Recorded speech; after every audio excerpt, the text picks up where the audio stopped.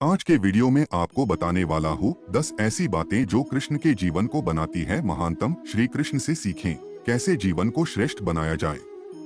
यह 10 बातें अगर आपने अपने व्यवहार में उतार ली तो आपको सफलता निश्चित मिलेगी। नंबर 1, शुरू से अंत तक जीवन संघर्ष ही है।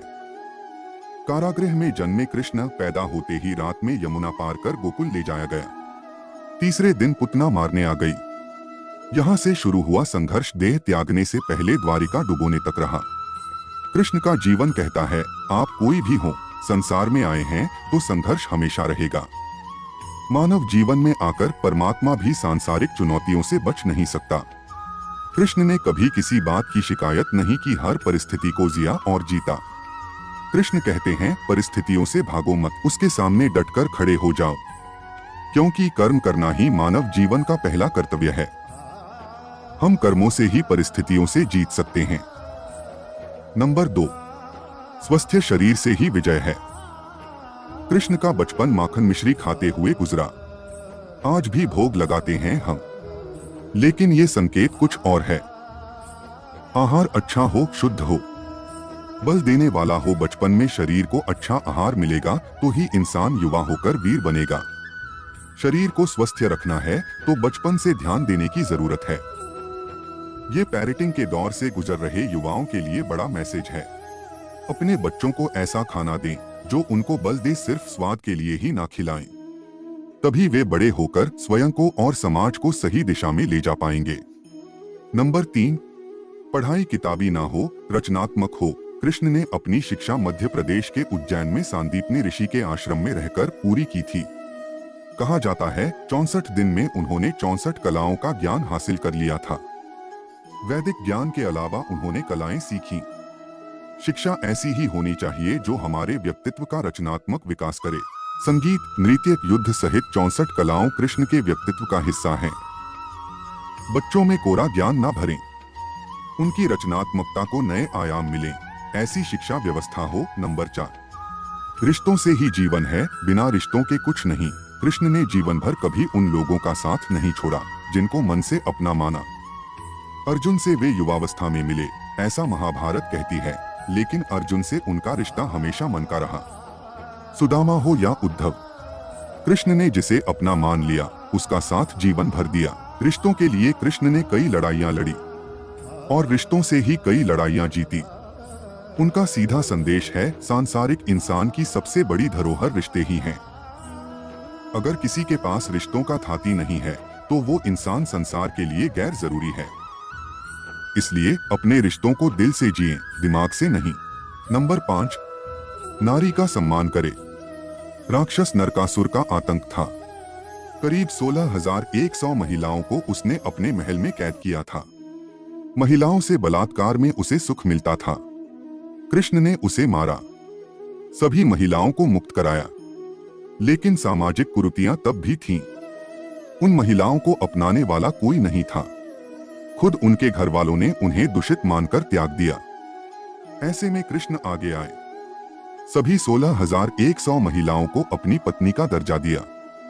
समाज में उन्हें सम्मान के साथ रहने के लिए स्थान दिलाया।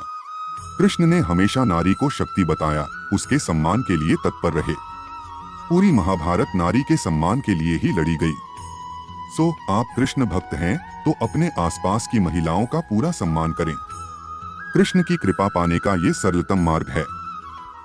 नंबर 6, आपके मतभेद अगली पीढ़ी के लिए बाधा ना बने। कम ही लोग जानते हैं कि जिस दुर्योधन के खिलाफ कृष्ण ने आजीवन पांडवों का साथ दिया, उसकी मौत का कारण भी कृष्ण की कूटनीति बनी। वो ही दुर्योधन रिश्ते में कृष्ण का समधी भी था।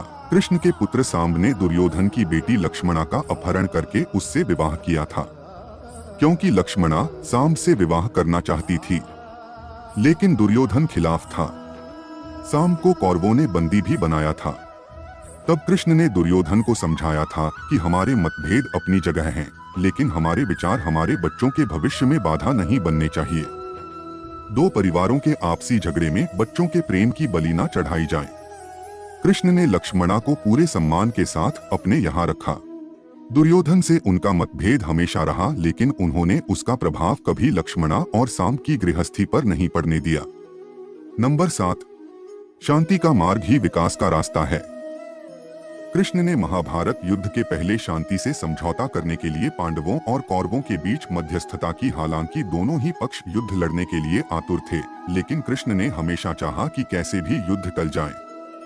झगड़ों से कभी समस्याओं का समाधान नहीं होता है। शांति के मार्ग पर चलकर ही हम समाज का रचनात्मक विकास कर सकते हैं। कृष्ण ने समाज की शांति से मन की शांति तक दुनिया को ये समझाया कि कोई भी परेशानी तब तक मिट नहीं सकती जब तक वहाँ शांति ना हो, फिर चाहे वो समाज हो या हमारा खुद का मन। शांति से ही सुख मिल सकता है, साधनों से नहीं। नंबर 8, हमेशा दूरगामी परिणाम सोचें। महाभारत में जुए की घटना के बाद पांडवों को वनवास हो गया। कृष्ण ने अर्जुन को समझाया कि ये समय भविष्य के लिए तैयारी करने का है। महादेव शिव, देवराज इंद्र और दुर्गा की तपस्या करने को कहा। कृष्ण जानते थे कि दुर्योधन को कितना भी समझाया जाए, वो पांडवों को कभी उनका राज्य नहीं लौटाएगा। तब शक्ति और सामर्थ्य की जरूरत होगी।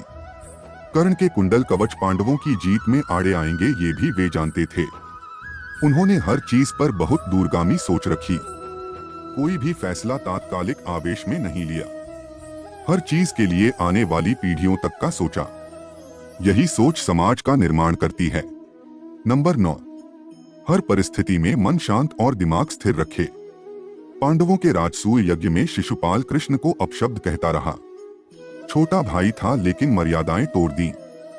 पूरी सभा चकित थी, कुछ क्रोधित भी थे, लेकिन कृष्ण शांत थे, मुस्कुरा रहे थे।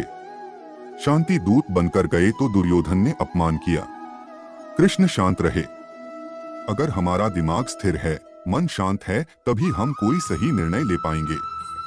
आवेश में हमेशा हादसे होते हैं, ये कृष्ण सिखाते हैं। विपरीत परिस्थितियों में भी कभी विचलित नहीं होने का गुण कृष्ण से बेहतर कोई नहीं जानता। नंबर 10, लीडर बने, श्रेय लेने की होड़ से बचें। कृष्ण ने दुनिया भर के राजाओं को जीता था।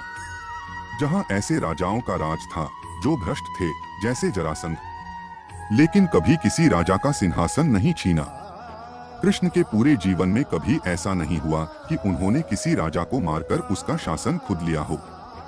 जरासंध को मारकर उसके बेटे को राजा बनाया जो चरित्र का अच्छा था। सभी जगह ऐसे लोगों को बैठाया जो धर्म को जानते थे। कभी किंग नहीं बने, हमेशा किंगमेकर की भूमिका में रहे।